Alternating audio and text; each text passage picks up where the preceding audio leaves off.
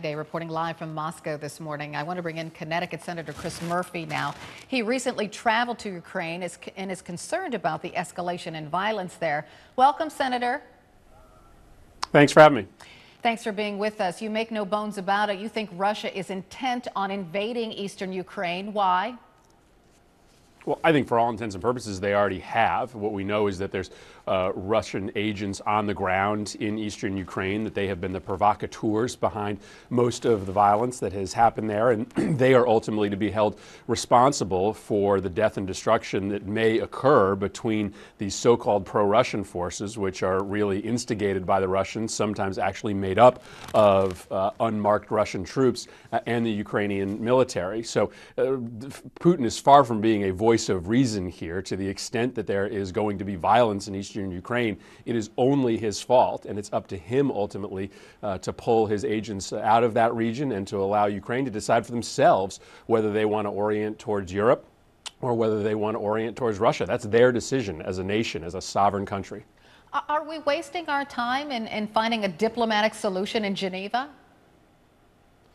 Well, I have low expectations for these talks, in part because Russia is just lying to us about what is really going on. A group of senators, we met with the Russian ambassador about 2 weeks ago, and he told us that there were no Russian troops marshaling on the border of Ukraine, that it was just a common exercise, that there actually weren't Russian troops in Crimea, that those were Ukrainian private defense forces. And so I think we should have low expectations. But at the same time, President Obama is right. We have no interest in a military confrontation here. So there's no reason not to talk to the Russians. Ultimately, I think we have to understand that they're probably just trying to bide time until they can find a way to regain control of the government in Kyiv. I don't think that's going to happen, but that clearly is what they're trying to do here. On the subject of sanctions, President Putin said this morning one of Russia's billionaires was unable to charge his wife's operation on his credit card. Does that mean the sanctions already in place are working?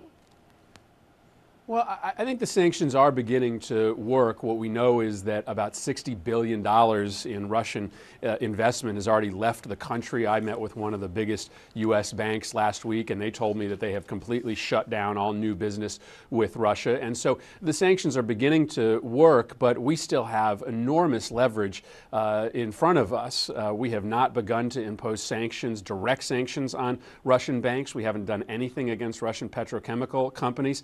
And if these diplomatic talks break down this week, then I hope our European allies are going to join us with very tough sanctions. We haven't even begun to impose the most crippling sanctions on Russia that might ultimately change their disposition. The question has always been, will Europe join the United States? And I think Putin has become so unhinged here that even NATO allies in Europe have to be worried about what he might do next if he gets away with this incursion into Ukraine with no consequences to him and his economy. What do you mean by unhinged?